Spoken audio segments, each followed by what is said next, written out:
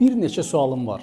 Xahiş edirəm ki, son günlərdə namaz hansı dildə qılınmalıdır şübhəsinə düşən və bu suala aydınlıq, açıqlama istəyənlər bu suallara cavab versinlər. Birinci sual, özünüzü İslam'a nisbət edən müsəlman sayırsınızmı?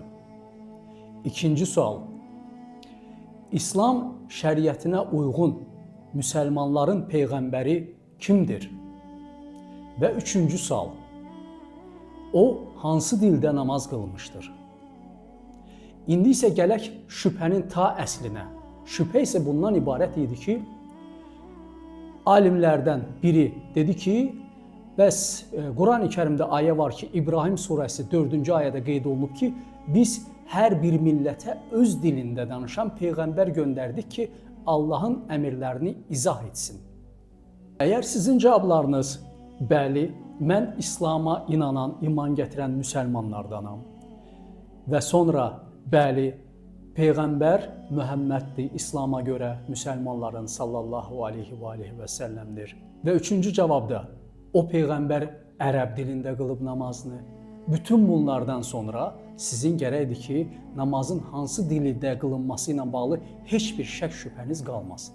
Yox, əgər qalıbdırsa, onda yəqin ki, məsələnin birinci, ikinci və üçüncü suallarında özünüzdə nəsə axtarın. Deməli, sizin tam aidiyyatınız yoxdur. Və mən maraqlı bir araşdırma apardım. Gördüm ki, bizim insanları necə aldadırlar, necə manipulyasiya edirlər.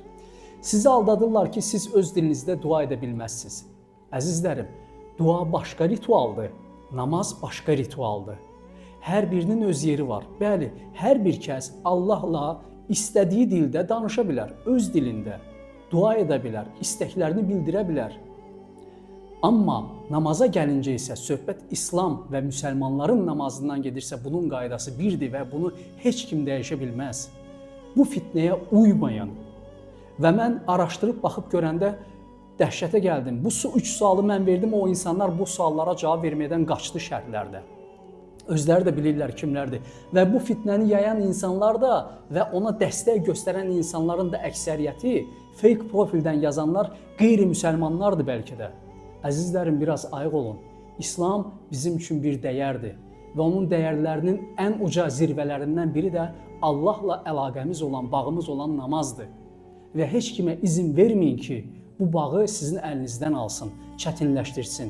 Namazı ərəb dilində qıla bilmirsən, aylarla üzərində önünə, kağıza yazıb, Word formatında oxuya bilərsən üzündən. Bu qadağan deyil. Ana dilində dua etmək istəyirsən, namazda, səcdədə istədiyin duanı edə bilərsən ana dilində. Alimlər buna da izin veriblər, bu da icazəlidir. Yəni sizi aldadırlar əzizlərim, biraz ayıq-sayıq olun, biraz oyanın.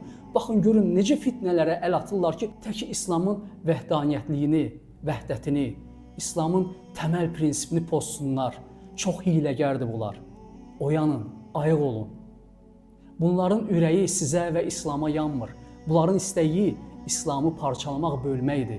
Və bunların da sifarişi birbaşa qərbdən gəlir, qərbdən qidalanır. Baxın, görün, bunlar ən çox hara gedib gəlirlər. Bunların evladları harda oxuyur, bunların əlaqələri hansı səfirliklərləndir. Sizi, digərini, başqalarını niyə o səfirliyə dəvət eləmirlər? Niyə sizə oxumağa icazə göndərmirlər, viza göndərmirlər? Oyanın da artıq.